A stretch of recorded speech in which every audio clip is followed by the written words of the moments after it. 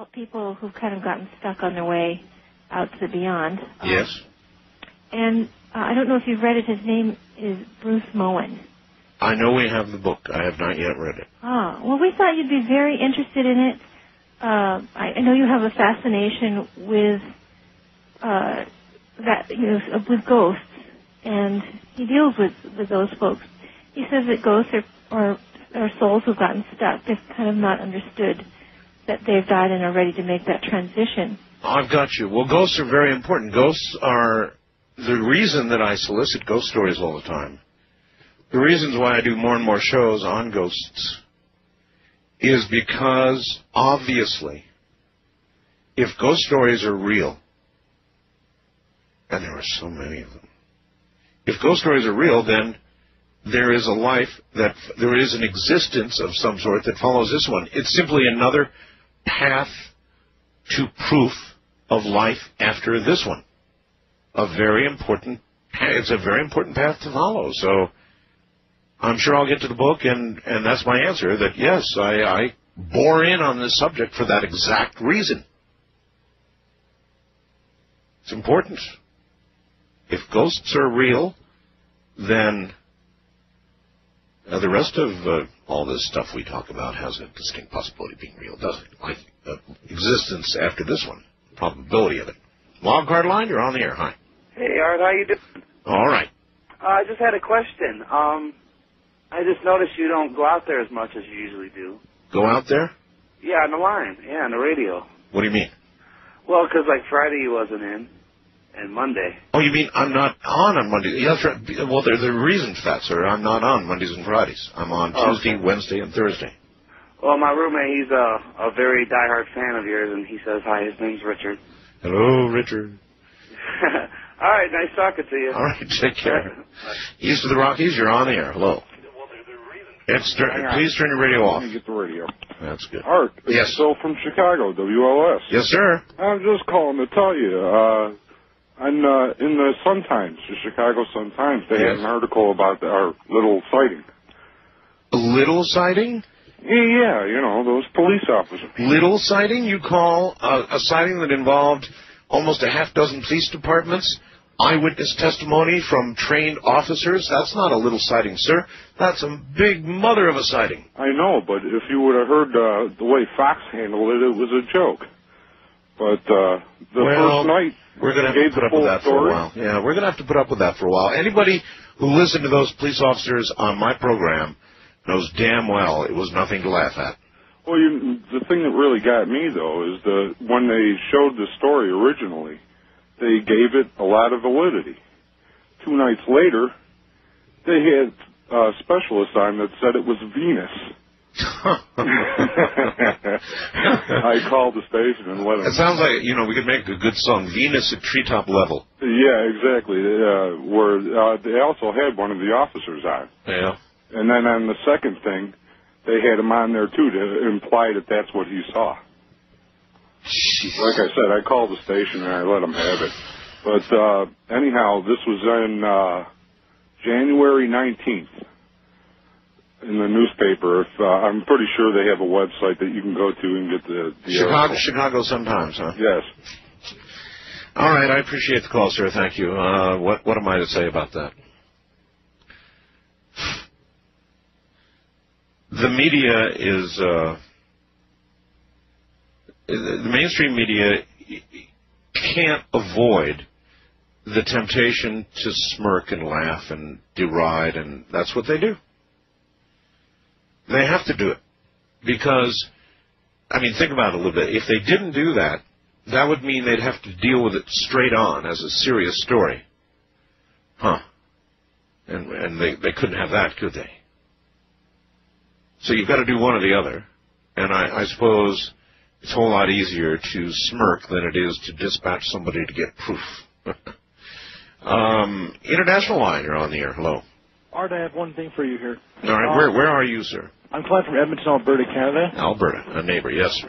Yeah, so if you take the alphabet with A equals 1, B equals 2, 3 equals C, and you spell out computer, C would equal 3 then, or 3 would equal, C would equal multiples of 6.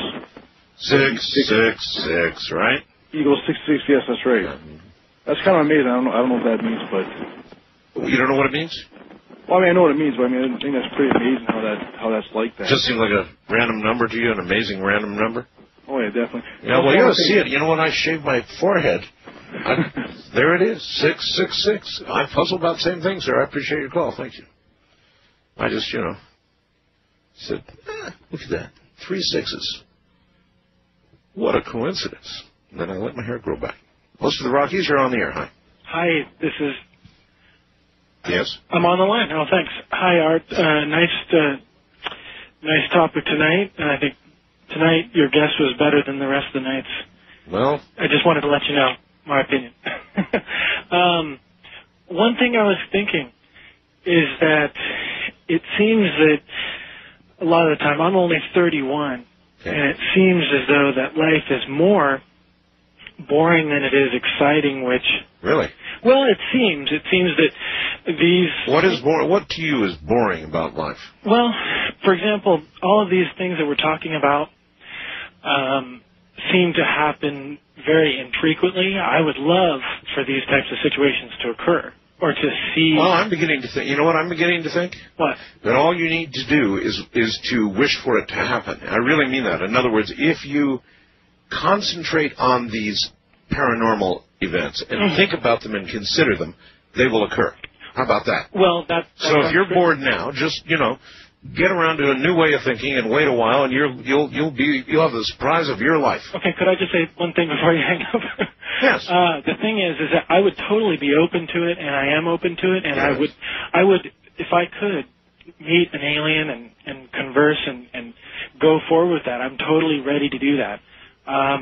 But I wonder sometimes if we as a society are not addicted to being excited and to hoping for these types of possibilities. Oh, of course we are. Right.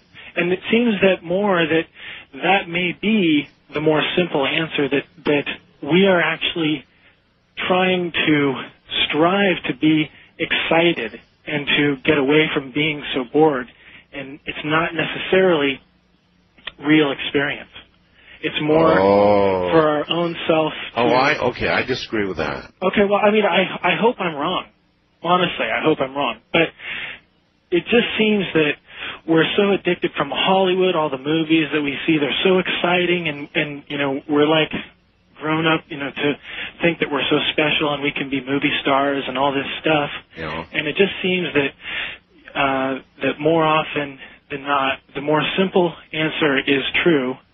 And the more kind of... That's Occam's razor, I don't know, it just seems that way to me. And it seems that, the more interesting kind of topics you have, the more sponsors you can kind of, create and have commercials for and propagate it. Yes. Oh, all of that's true. But the other way to think about it is, the only reason there's so much talk about this, so much interest in this, it attracts people, i.e., ratings, i.e. sponsors, blah, blah, blah. In other words, the reason it succeeds is because so many people are interested in it. And the more people that get interested in it, the more people begin to have experiences.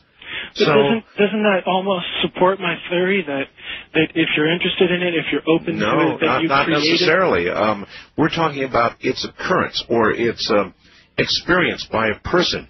You're suggesting it's all within the mind. Yeah. I'm saying, well, the process to get there may be within the mind, but it may be as real, as I said in the Dreamland Open, as the air you breathe.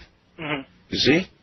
I hope it is, and I'm open to it. It's just, nothing's presented itself. And I guess I just, I wish these aliens would just come down and just, come on, let's get it over with. Sometimes you can't see past the nose on your face. Other times you can see for miles.